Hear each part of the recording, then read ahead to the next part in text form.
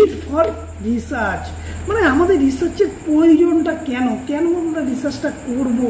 প্রথমেই বলেছি রিসার্চটা আমরা কেন করব, এক্সপ্লোর করার জন্য, নলেজটাকে, যে কোনো বিষয়ের নলেজটাকে জানার জন্য, কোনো একটা তথ্য সেটাকে সঠিকভাবে বিশ্লেষণ করার জন্য, বিভিন্ন এক্সপেরিমেন্ট করার জন্য, সেই তথ্যটাকে সঠিকভাবে তথ্যটাকে বিশ্লেষণ করব, সেটাকে এক্সপ্লোর করব, নতুন নতুন ইনফরমেশান জানার জন্য কিন্তু আমাদের রিসার্চটাকে করব। তারপরে কি আছে, ডেসক্রাইব, এইবার যে বিষয়টাকে পাবো সেই যে বর্ণনা করতে হবে, কেন আমি এই রেজাল্টটাকে পেলাম, সেটাকে একটা লিখতে হবে, ডেসক্রাইব আকারে সেটাকে লিখতে হবে, তার চিত্র অঙ্কন করতে হবে, প্রেজেন্ট করতে হবে, যে আমার রিসার্চের মধ্যে যা যা তথ্যগুলো পাবে সেগুলো সুন্দর করে তোমাকে ডেসক্রাইব করতে হবে, কেন এই রিসার্চের এই রেজাল্ট হলো, বা এই যে তোমার যে অবজারভেশন, সেই অবজারভেশনটা কেন হলো, ইত্যাদি বিষয়গুলো কিন্তু সুন্দর করে তোমাকে ডেসক্রাইব করতে হবে। ক্লিয়ার। নেক্সট দেখো ডায়াগনোসিস।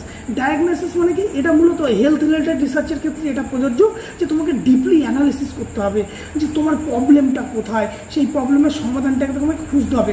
মূলত এটা কি হয়, ক্লিনিক্যাল রিসার্চের ক্ষেত্রে,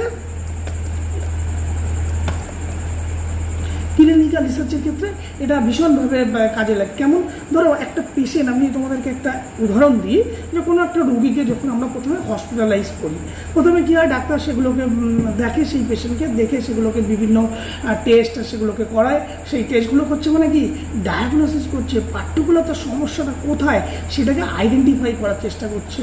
তাহলে একটা কেন রিসার্চটা করছে, তাহলে ডায়াগনোসিস করতে হবে, সমস্যাটার প্রকৃত সমস্যাটা কোথায়, সেই সমস্যাটাকে সমাধান করার চেষ্টা করতে হবে। তারপরে কি আছে দেখো, হাইপোথিসিস টেস্টিং করতে হবে। এবার হাইপোথিসিস কি, সেই বিষয়টা আমি তোমাদেরকে এখন বলবো না, কারণ এরপরে কোনো একটা ক্লাস তোমাদের শুধুমাত্র হাইপোথিসিস নিয়ে থাকবে, সেজন্য আমি হাইপোথিসিস বলবো না। তাহলে মাথা রাখবে, হাইপোথিসিস টেস্টিং করার জন্য কিন্তু রিসার্চটা প্রয়োজন। তারপরে আছে কি, ইন্ডাকশন অ্যান্ড ডিডাকশন প্রসেস। এইটা খুব গুরুত্বপূর্ণ।